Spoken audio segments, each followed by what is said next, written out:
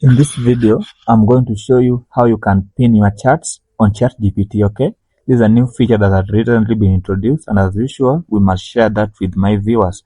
Okay, open ChatGPT.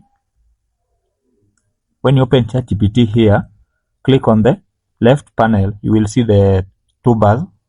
Tap on them. Then select the chart that you want to pin. Make sure you follow every step here so you don't make any mistake, okay? Let's say I want to pin this first chart here.